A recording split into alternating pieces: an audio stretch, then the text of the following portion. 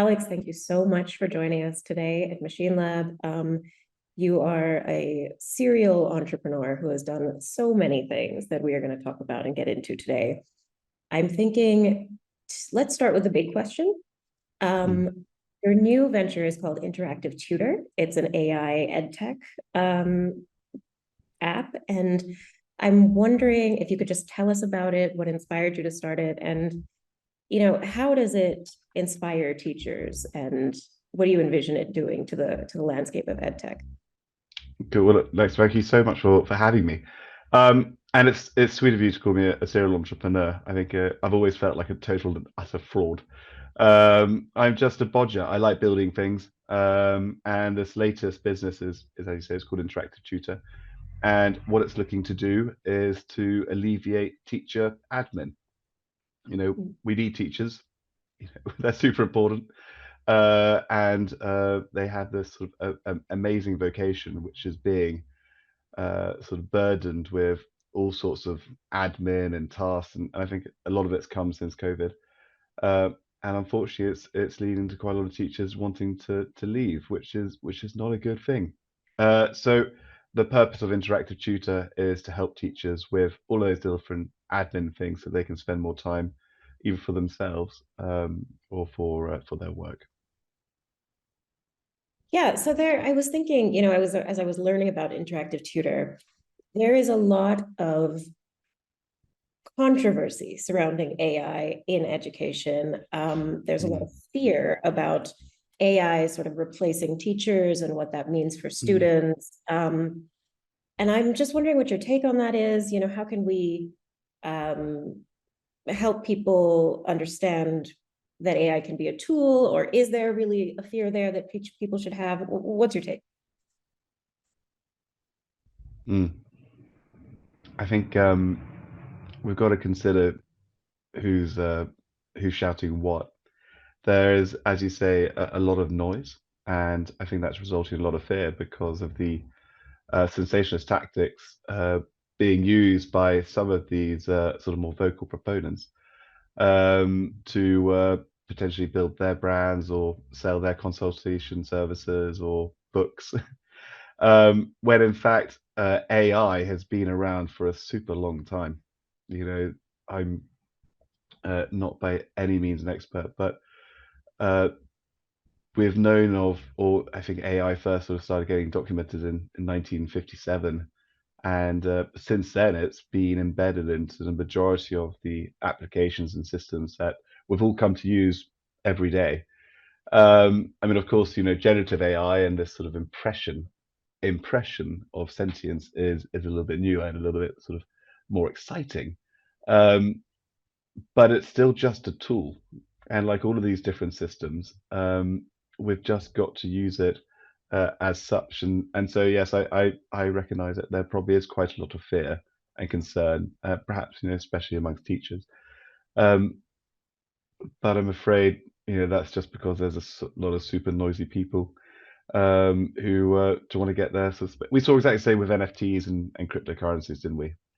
All of a sudden there are these guys who just appeared overnight, um, and they were telling us all about FTX and all these different things that people could use, and I think that's led to sort of a degree of ambivalence and sort of disdain amongst the sort of less impressionable of us.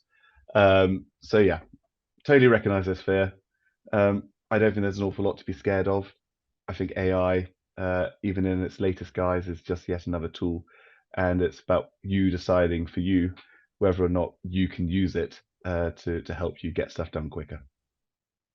Yeah, I like the way you put the impression of sentience, because that is newer, but at the same time we've been using machine learning and kind of, I'm reminded of how sci-fi author Ted Chiang said the best name actually for what we call artificial intelligence right now is applied statistics.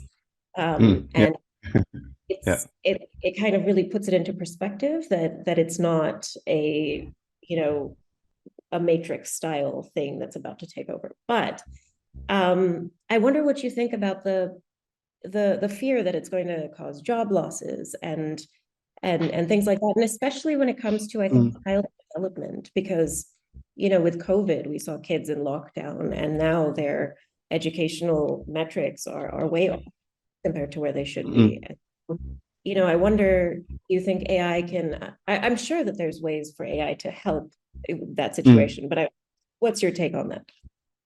Oh, I think I mean, so if I just break that down and just look at the educational question first, Mm. um, I think people are the best at teaching people. I think it's a really sort of obvious statement, but I think it's so easily overlooked, especially when we are bringing to market new ed tech solutions, sort of new gimmicky sort of approaches to helping people or giving people the impression that they can sort of be helped with assimilating new knowledge in a quicker, sort of more formative way. So yeah, I think if COVID showed us anything, it's that actually FaceTime is critical. And so the purpose of Interactive Tutor is to basically do all the stuff that's stopping teachers from doing FaceTime or is causing them burnout and stress.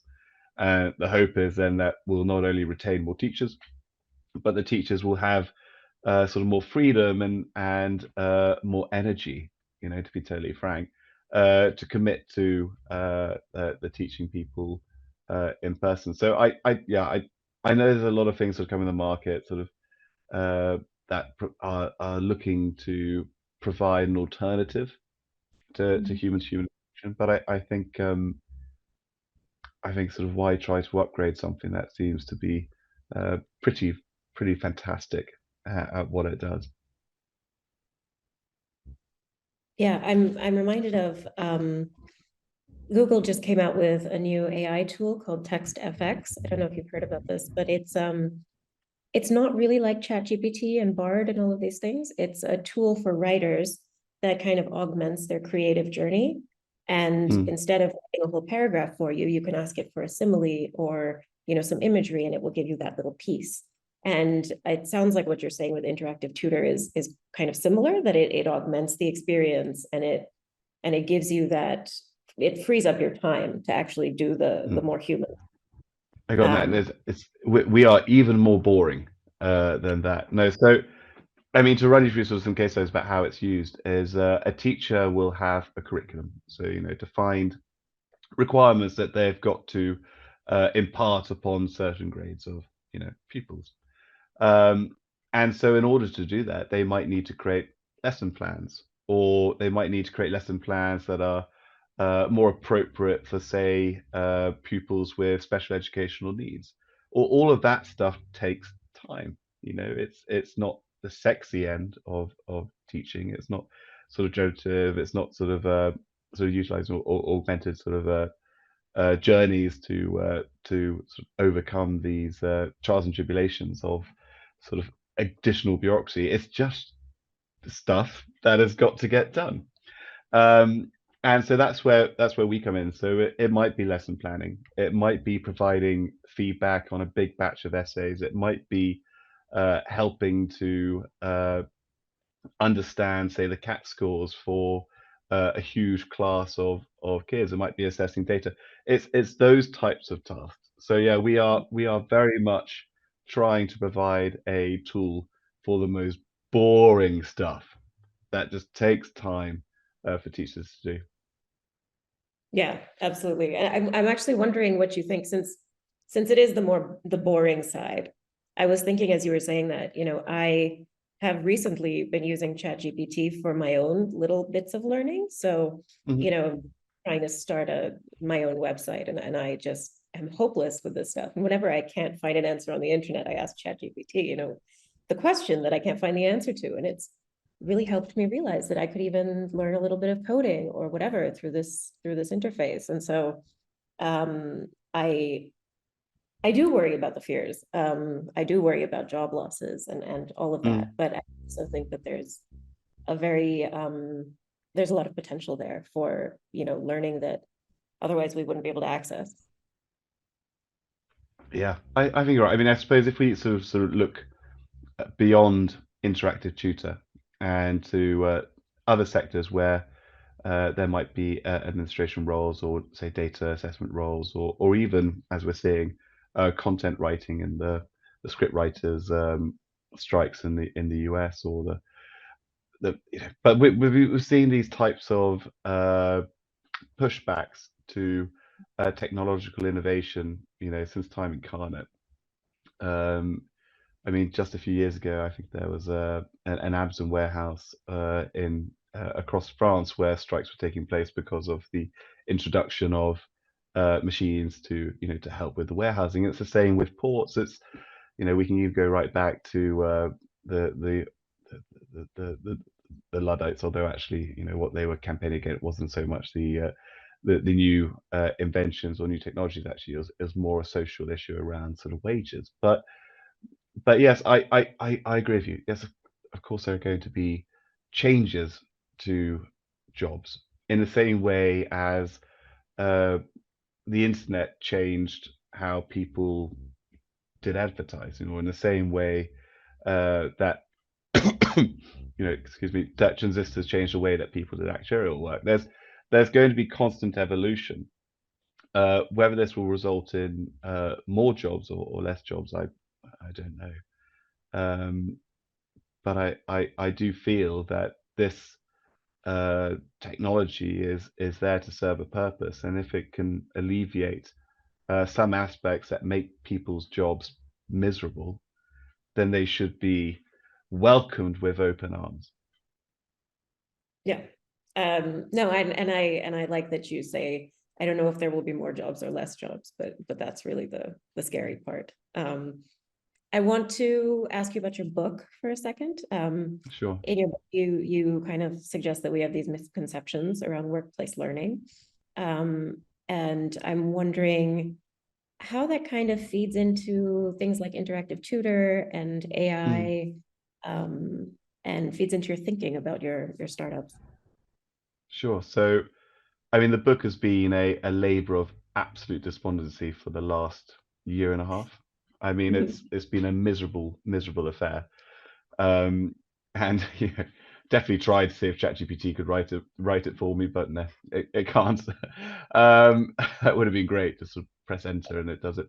But um, but yes, I think there's a lot of misconceptions in learning. Full stop. My background has been in edtech for a while now, and I find the idea of education technology sort of fascinating. Trying to provide this scalable proposition that still generates the same effectiveness as one-to-one teaching. There's this, wonderful research called the Two Sigma problem, which looks into that by I think is it Jeffrey Bloom, and so yeah, so that's sort of around the misconceptions. We've kind of got one or the other. You can either have something that's highly scalable and less effective, or you can have something that's entirely unscalable and that's hugely effective, and sort of trying to pull that together. And so the misconceptions from workplace learning, uh, I mean, are large.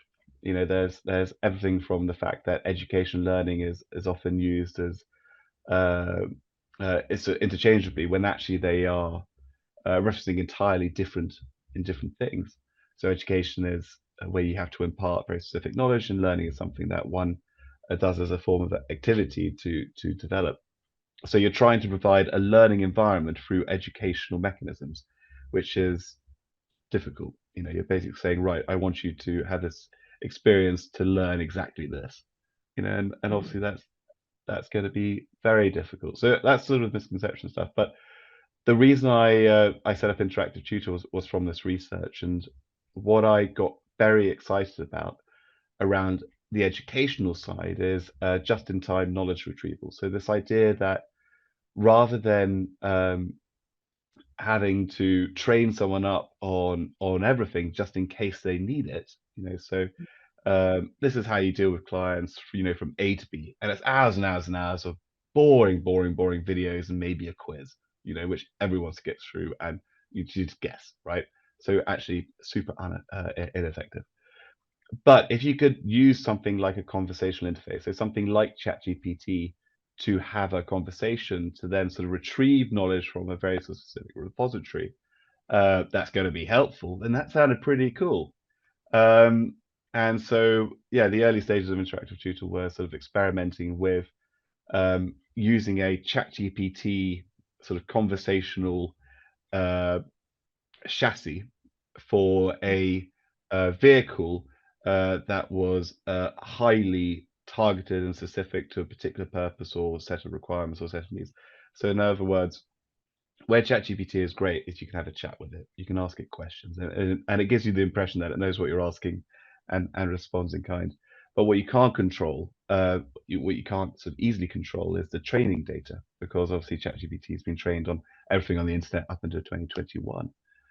But if you could have the same conversational interface where it still responds to you in that way, but it's responding to you based on trained data that you have chosen, then suddenly it gets really cool, because you can have your entire company's intellectual property if you chose to upload it in an environment which you could then communicate with. And so that's where I got excited about it. And it eventually ended up being a teacher specific application, because that appeared to be, to me, to be where the greatest need was. We need teachers. It's, I can't overstate that enough. And we need teachers not just to exist, but to be happy, to have the energy to deal with what is a super difficult profession. It's incredibly challenging.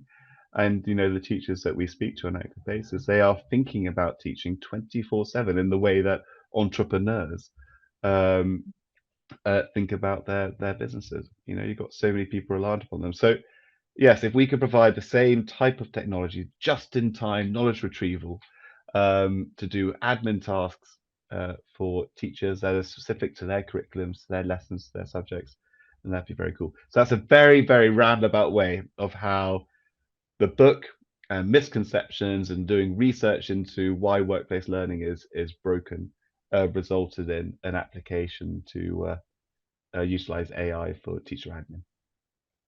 Yeah, no, that's brilliant. I was thinking as you were talking about that teachers are, I mean, this is just an aside, but teachers are so undervalued in our Yeah. societies. And you say it's a 24-hour job like entrepreneurs, and it really is, and it's a labor of love, or maybe as you say, a labor of despondency. And I think that it's interesting that we are in a place in society where we are extremely afraid of something like AI, instead of thinking of how we can use it to better people who are undervalued and who need that extra help. And so I wanted to actually ask you, how did you get into edtech? Because you came from a wealth management place, Mm. and now you are really kind of an edtech expert. So how did you get there?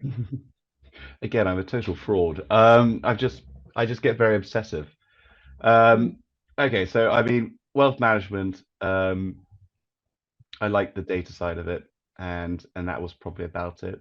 I liked the idea of being able to sort of build a case for investing in a stock position that you thought had a higher intrinsic value to what it's trading at. I thought that was kind of cool. And then one day I just woke up and I thought it was grim and ghastly and boring, and I needed a problem. And I went out for lunch with a client of mine, actually, a guy called Paul. And I said, oh, just, yeah, weird lunch with a client when you're like, I'm just bored. It's not working for me. I need a problem to get sort of obsessed by. And the problem that I shared with Paul over lunch was this idea that charities have a whole bunch of needs, and the private sector has a whole bunch that they can offer. And what we need to do is change the value exchange from one where it's highly sort of one-sided, where basically the charities are going cap in hand, like is it Oliver Twist? Kept like begging for anything, for the scraps of the table from these big corporates, and the hoops they've got to jump through in order to get sort of the most meager benefit, to one where actually, if we could make the value exchange equal, so if we could effectively commoditize the needs of charities, then we could have something that's pretty fab. And so Ethical Angel, it's been running for 5 years now, and what it's done is it's looked at the needs of charities and it's turned them into learning experiences. And so, like, experiential learning experiences, where teams of uh, employees from these big businesses can engage with specific problems that in turn help charities. So it could be, the business could be looking at a leadership development program for their high performers, and they want to have some environments where they can put teams together and test them out in sort of new with sort of new stakeholders, perhaps in different countries. Um, and Ethical Angel is a virtual tool, and it will basically match that team up with a charity that needs their particular skill sets, and in turn, everyone gets something that they really need. Yeah, no, So you that's answered how my. that's Go how I ahead. got into edtech. Sorry, again, I'm waffling, but yeah, that's how that. So again, I sort of fell into edtech because there was a problem, and the educational technology mechanism was the solution, and then since then it's just been an epic crisis because edtech doesn't work. Said it like generally like if you look at just about sort of any metric in sort of a position, there's some amazing sort of edtech solutions out there, but does it generate the optimal outcomes every single time? Well, of course it doesn't. So the question is, go back to that sort of two sigma problem. Can you build ed tech which generates the same uh, uh, positive outcomes as one-to-one mentoring does? Hmm.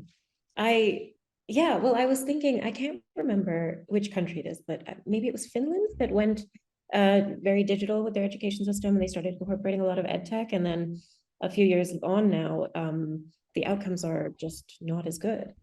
Mm, And it surprised everybody because we really have this idea that technology makes everything better. But maybe in the case of teaching, it really depends on how you do it. So it's really interesting to me that you are so candid to say ed tech doesn't work. mm, But I wonder, you obviously still believe in it. You just started a new ed tech company, mm. and so I just wonder, I just want you to say more about that. Well, tell me more about how your the ed tech Ah, doesn't work. because it doesn't work, which makes it such an attractive problem. With there's constantly so my motivation is I don't problems. I get really obsessed by problems, and I love it. I love trying to see if there's a way that we can move the alpha on any of these problems. And I think the fact that edtech, which as you say, has become sort of an increasingly ubiquitous application across businesses and across schools, yet still fails to deliver the results that we would sort of herald as being sort of epic, uh, makes it a really interesting area. Um, it means we can only get it. Well, actually, I say we can only get it better. I mean, there are plenty of examples where actually it gets worse. But um, so yeah, my interest in edtech is great because I think the route to what makes us humans, is our ability to interact, commune, to learn from each other. And if you consider sort of what we have done as a species, it's incredible. I've done so well not to swear up until this point, so I'm really sorry for that. Well done. And yeah, it's worth some acclaim, seriously. Um, but yes, I think that's what's so exciting. You think about sort of the pivotal moments of your life. I would imagine education is in there, some way of an experience that has uh, nurtured a feeling or an emotion which has led to some sort of personal development, or an exploration, like you're saying about the website, or how you sort of believed in yourself after experiencing a certain situation. That's all learning. It's all super cool. Mm. Um, and so whether there's a way, we might not be able to deliver it with Interactive Tutor, but again, with Interactive Tutor, we're focusing very much, we're sort of like pulling away from sort of the direct sort of educational sort of font of wisdom sort of application, and more as a like, okay, we're going to sit here, we're just going to help you do amazing stuff. Like you guys go, you're the teachers, you know how to do this stuff. Um, but yes, so yeah, I think edtech is a fascinating sector. I love it because it's so broken, and I think there's great opportunity to do sort of amazing things with it, both from workplaces and sort of social situations and schools. Yeah. Yeah, no, and the idea of trying to want to work at something and fix it, I think feels like a theme in all the stuff that you've talked about. Um, I wanted to ask you about your early ventures because this Yeah, is why I say serial entrepreneur. You started two ventures in university. yeah. Um, and one was investment research in Zimbabwe. And just what is it about entrepreneurship that you were attracted to from such a young age? And kind of how has that international experience influenced your perspectives on all this? Hmm. What has attracted me to entrepreneurship? I think, I suppose if I'm going to be honest with you, I still feel like the 4-year-old building Lego models. Mm, Even today, I like building things, and as soon mm, as they're built, I'm kind of disinterested. So I think for entrepreneurship, for me, is just a natural evolution from those early building blocks that I was assembling, in my bedroom as a kid. I like building stuff. So the university sort of ventures, and there have been sort of other sort of less sort of polarized ones. So there was just an opportunity to build something. There was no sort of real other sort of motivation other than sort of curiosity and the challenge. I mean, Painters Ever Promotions was a marketing agency. We ran events and had a lot of fun with it. It was quite easy to run events for students at universities, sort of around fashion and parties and booze. Um, mm, and so we kind of did that. And then I met a friend who, we got talking about Zimbabwe, and just a month earlier, the political situation had uh, apparently changed because Mugabe set up a coalition government for the first time in 2010. And I just got on the phone and called a few people, managed to get hold of a very influential investor, and asked them whether they thought I should go and check it out, and they were like, "Yeah, as long as we don't have to pay for it, go for it." And so I did. So I ended up spending sort of 4 months in Zim. I was very proud of my Tesco's linen suit, which I got for £12. Fortunately, can't fit into it anymore, but it's still around somewhere. But I think that led to a sort of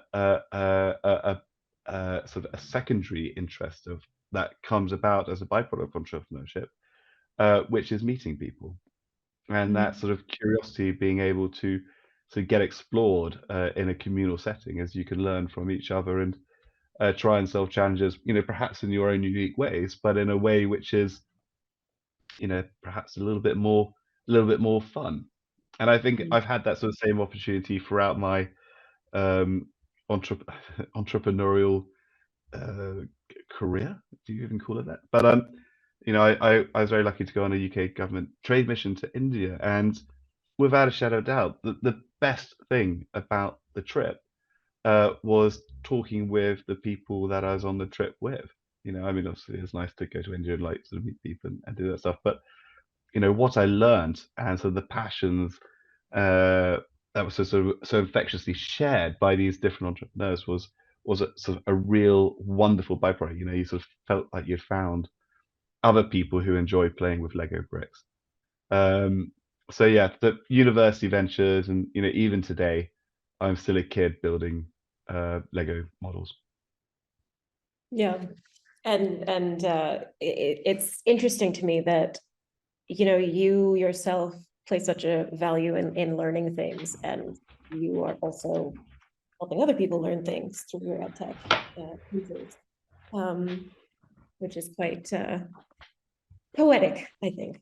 Oh, But I yeah, I want to thank you so much for this chat. It was absolutely brilliant. Love talking to you about AI and the dystopian nightmare future we're headed into, where all the AI takes over all the humans. And I don't think that's going to happen. I really don't. I mean, for a whole bunch of different reasons, but I think principally, if there was ever a chance that artificial, so general intelligence happened, as humans, we'd be the last to know about it. So we don't even need to worry about it, because if it does come to pass, and we won't be aware of it anyway. That's terrifying. Yeah, isn't it? I mean, like, but this is a time where, we've got businesses lobbying politicians to push through legislation. We've got media moguls able to dictate what is on the agenda. I mean, the idea that we aren't already being influenced and manipulated by uh, uh, other bodies is super naive. I mean, the dystopian future has, already come to pass, if we're going to look at it in that sense. So no, I don't think there will be a war against computers, but perhaps that's the best thing for humanity. Perhaps that's what we need: a unifying grievance that we can all get behind for the first time as a bloody species, and do something about. Although, not that I'm advocating for sort of a Terminator 7 or whatever it is, but yeah, I think there are sort of more pressing discussions that we can dedicate our energies and our time to, sort of beyond the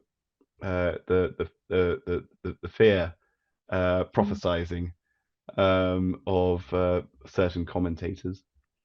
Perhaps, like, actually, like, great, kind of like we're doing an interactive tutor, we're working on with some of the parties, like, there's all this cool stuff, like, how can we make it do stuff for us today, as opposed to worrying what it might do to us in the future. Yeah, actually, sorry, I've just thought of another question to ask you, which I have to ask, is how do you, I was looking at a chart yesterday about Microsoft's water usage since AI started booming, Mm, and one of the biggest maybe realistic fears is water usage, yes, and AI yes. requires of water. So, you know, there are a lot of positive uses, but I'm wondering what, you think about the interaction between kind of climate change and AI and sustainability and climate. Mm, okay. Wow. That is a okay. I mean, yeah, I've got a whole bunch of opinions on this, but I'll try and to. Okay, so I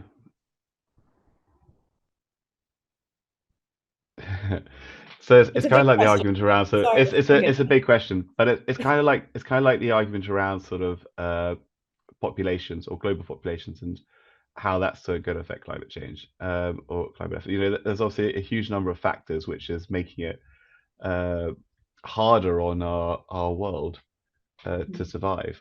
And there's some truth in the whole population issue or sort of challenge. Is that the global population has doubled in the last 6 years. 6 years. I mean, doubled. That's extraordinary.